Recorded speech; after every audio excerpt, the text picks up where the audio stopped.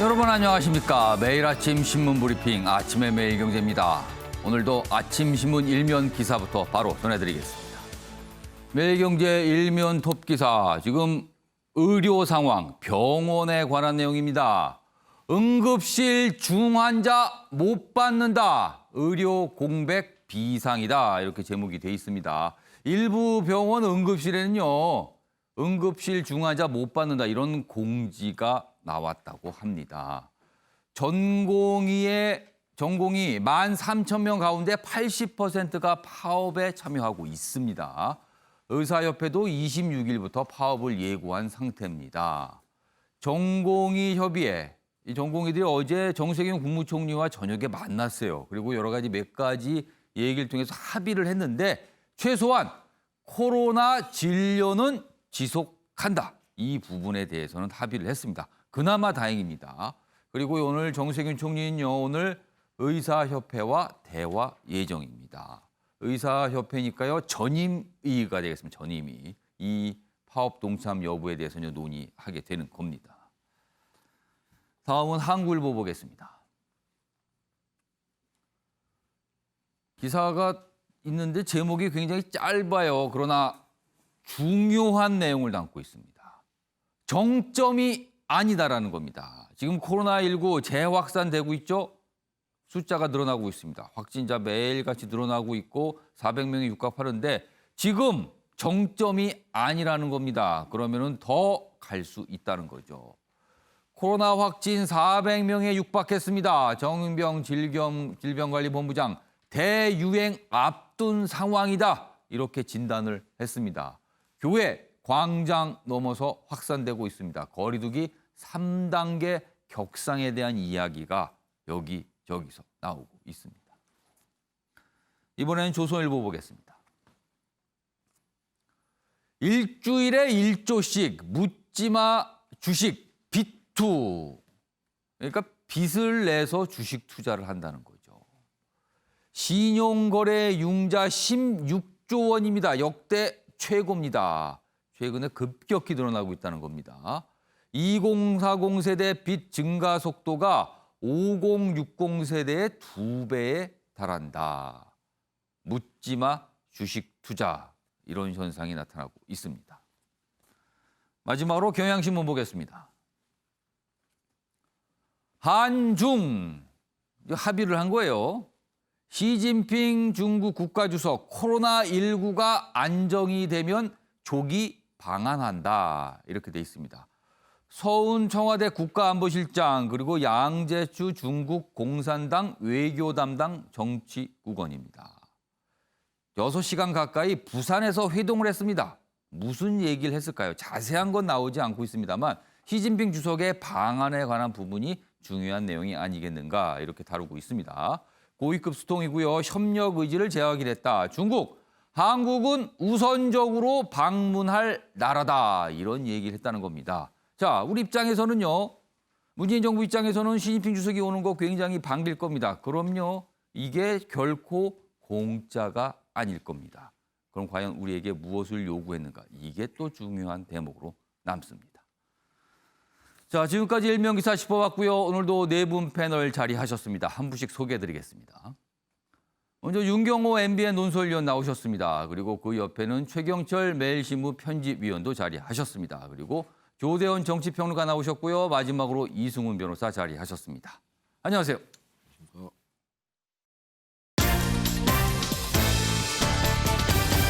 오늘 다룰 주요 이슈들을 정리했습니다. 아침을 여는 키워드 4가지가 화면에 있습니다. 첫 번째 키워드, 거리두기 3단계입니다. 지금은 2단계죠.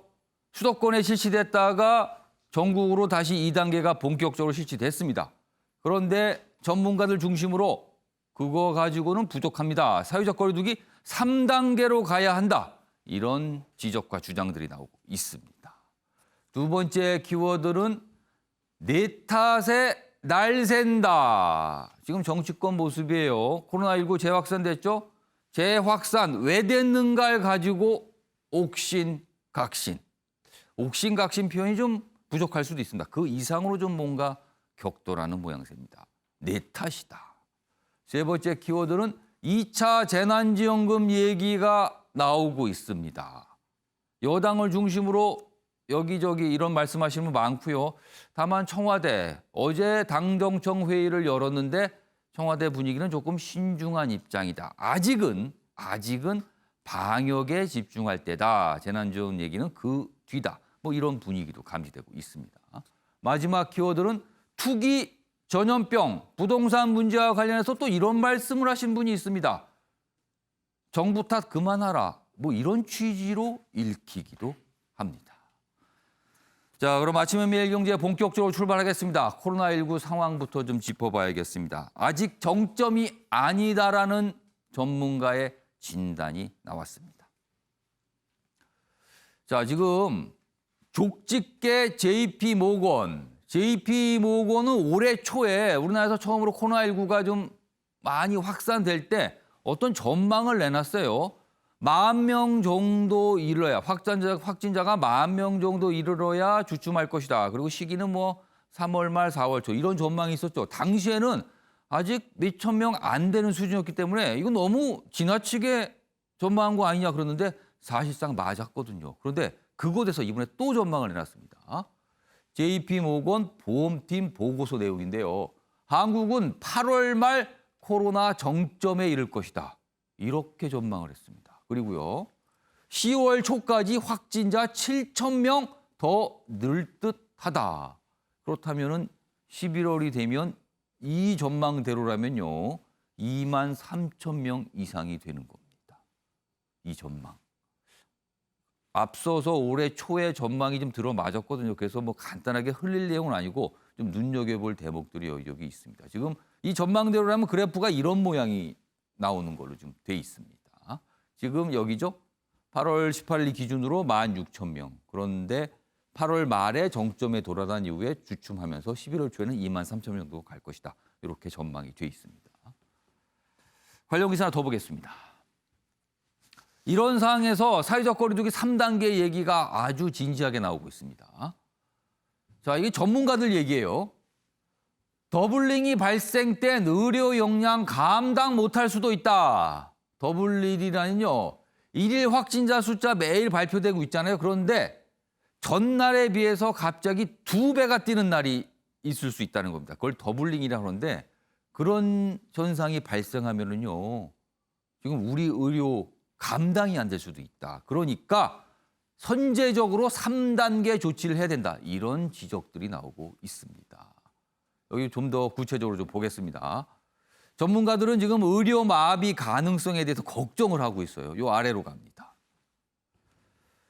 2주간 하루 평균 확진자가 지금 200명 정도 됩니다. 평균 숫자입니다.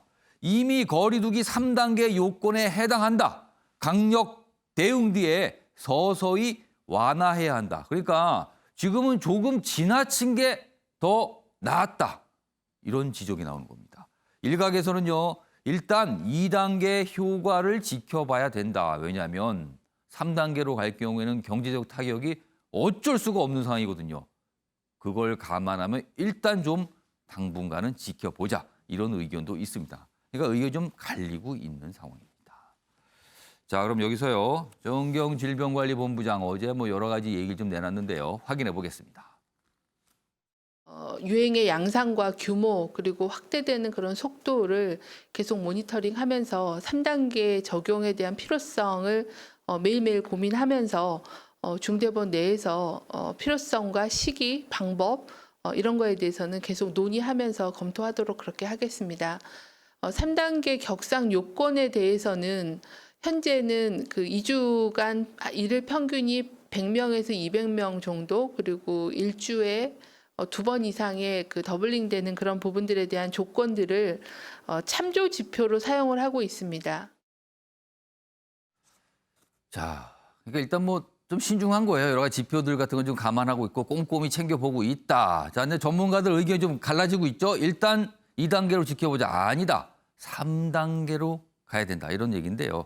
그럼 시청자 여러분께서 궁금할 수 있습니다. 3단계가 되면 뭐가 달라지는 건가? 다음입니다. 표 좀 보겠습니다. 자, 표가 큼지막하게 정리가 돼 있어요. 지금 2단계와 3단계가 각각 설명이 돼 있는데요. 일단 2단계에서는요. 지금 현재 적용되고 있습니다. 모임과 관련해서 어떤 행사와 모임과 관련해서 2단계 현재는요. 실내에서는 50인 이상 금지되죠. 실외, 밖에서는 100인 이상 안 되는 겁니다. 그러니까 어느 정도의 모임은 가능하죠. 이 정도 숫자니까요. 자, 그런데 3단계가 되면은요.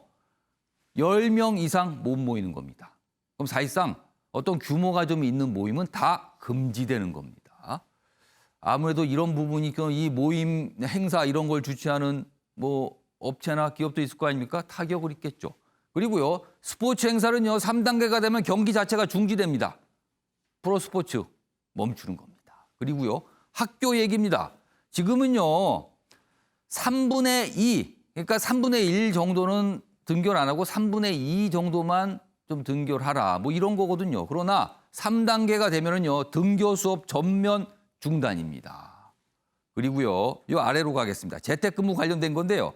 공공기관 근무하는 거는요. 지금은 근무 인원 축소입니다. 축소.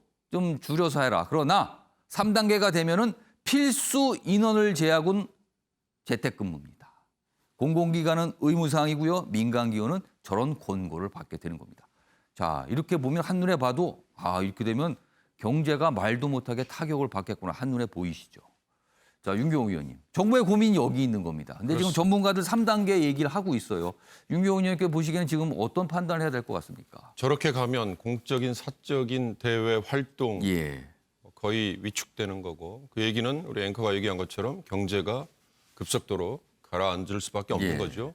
쉽게 말하면 뭐 식당, 뭐 여러 가지 이동 이런 것들이 뭐 거의 그냥 멎어지는 거 아니겠습니까? 처음에 2월, 3월에 코로나라는 병이 생겼을 때 전파 속도와 지금 전파 속도가 다르다고 감염병 전문가들이 얘기하죠. 심지어는 유형이 달라졌다고 그러고 전파력이 6배까지도 차이가 난다고 하고요.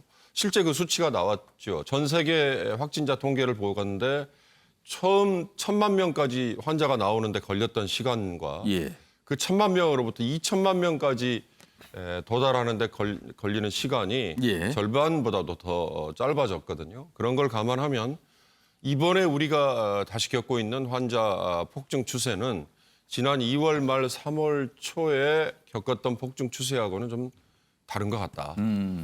그러나 그때나 지금이나 고민은 그러면 경제 활동을 조금이라도 병행하는 걸로 끌고 가면서 방역을 할 거냐 아니면 방역에 모든 우선순위를 둘 거냐 이 둘 중에 어디에 균형을 더 두고 끌고 갈 거냐 이 고민이었지 않습니까? 결국 어떤 때는 정무적인 판단, 경제 활동이 조금 더 필요하다 싶어서 소규모 개별 모임도 허용을 했고요. 또 휴가철이 다가오고 그동안에 많은 분들이 피로감이라고 표현을 할 정도로 야 이거 정말 지겹다 이렇게도 얘기했고요. 또 이번에 여실히 나타났습니다만 종교의 자유가 정말 중요하다. 정부와 국가가 나서서 왜 내 개인 기본권까지 침해하느냐. 난 병 걸려도 좋다라고 하는 분들도 나오죠. 그러나 개인의 자유와 권리 이전에 지금은 공동체의 존립이 잘못하면 위협을 당할 수 있는 상황이라면 이 즈음에는 이 상황에서는 자 경제 활동에 우선을 둘 거냐 방역에 우선을 둘 거냐라는 종합적인 점검을 할 때 지금부터 한 열흘 정도는 감염병 그다음에 예방 이런 전문가들의 목소리를 조금 더 존중을 하자. 이분들의 의견에 조금 더 경청을 하고요. 그리고 지금까지는 경제 활동에 조금 더 중점을 둔 거였다면 상대적으로는 지금부터 열흘 또는 지금부터 보름은 예방 전문가, 감염병 이런 의학 전문가들의 의견을 조금 더 청취를 했으면 좋겠다. 그들의 의견이 사회적 거리두기 3단계로 지금 가야 된다고 주장을 한다면 그렇다면 다른 의견을 좀 접는 게 현명하지 않을까 좀 그런 생각을 해봤습니다. 자, 3단계로 간다는 의미는요. 경제는 가능한 타격을 받겠지만 방역에 집중하겠다는 겁니다. 경제보다 방역을 선택하는 측면인 거죠. 자, 그래서 이제 전문가들이 3단계 주장 나오는데 굵고 짧게 3단계를 해서 방역에 대한 어떤 효과를 낸 뒤에 그리고 다시 완화하자. 뭐 이런 주장이 있는가 하면요. 반대쪽 주장에서는요.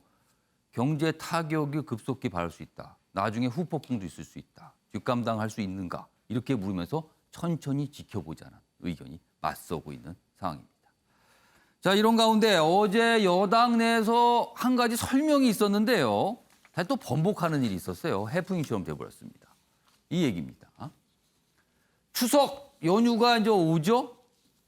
추석 이동 제한 검토 뭐 이런 얘기가 나왔습니다. 여당 대변인 언급에 여당이 화들짝 놀랐습니다. 그거 아닌데요 라고 막 설명을 다시 했어요.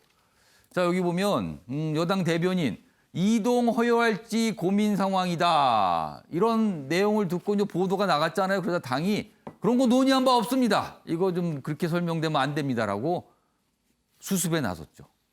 근데 또 실제 SNS 상에서는요, 뭐 결단이 필요하다. 뭐 이런 주장도 계속 나오고 있다고 합니다. 구체적으로 어떤 내용이냐면 이런 내용입니다. 지금 여기 보시면요. 더불어민주당 허윤정 대변인이 어제 이제 기자들과 만나서 몇 가지 설명도 하고 질문을 받는 과정에서 나온 말이에요. 추석의 전면적 이동을 허용할 것이냐의 문제까지 지금은 더 고민해야 하는 사항이다. 자, 이 대목을 들으면 이거 굉장히 좀 진지하게 뭔가 생각하고 있구나 이렇게 들립니다. 그래서 기사가 나갔습니다. 추석 이동 제한 검토 이렇게 나간 겁니다. 좀 더 보겠습니다. 그리고 이런 설명도 있었어요. 중국은 여러 논란에도 확진자 수가 현저히 줄었는데 아예 이동을 금지시켰다며 이런 설명을 한 거예요. 또 민주국가에서 위로 갑니다. 그럴 순 없지만 감염병이란 것이 생명을 위협하는 문제다. 그 상황까지 안 가도록 하는 게 최선의 방법이다. 그렇지만 어렵다면 할 수도 있는 거다. 상황이 어려진다면. 뭐 이런 설명이 있었어요. 그래서 여당이 이 보도가 나간 지 화들짝 놀란 거죠.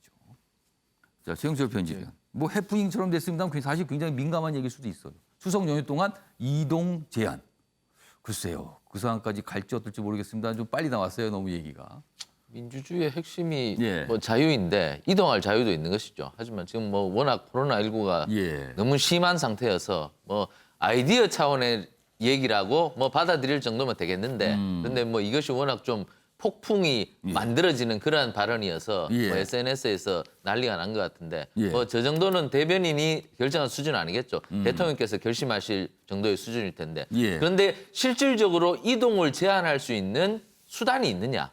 이 문제가 발생하기 때문에 이동을 제한할 수단이 없기 때문에 이동을 제한할 수가 없죠. 뭐 숨어서 걸어서 가는 거 어떻게 하겠습니까? 그 산길로 가는 것까지 정부가 막을 수는 없기 때문에. 뭐 권고는 할 수 있습니다만 그걸 다 막는다는 거는 이게 그렇습니다. 가능할까요? 국민이 현명합니다. 국민께서 어제 그리고 그저께 예. 서울 시내 한번 다녀보십시오. 유동인구가 확 줄었습니다. 예. 그리고 그 스스로 외출을 하지 않고 스스로 방역 수칙을 지키는 국민들의 성숙한 지혜가 지금 발휘되고 있습니다. 예. 국민이 정치인보다 훨씬 똑똑한데 정치인이 국민보다 더 똑똑하다는 생각을 하는 순간 나라가 잘못 가는 겁니다.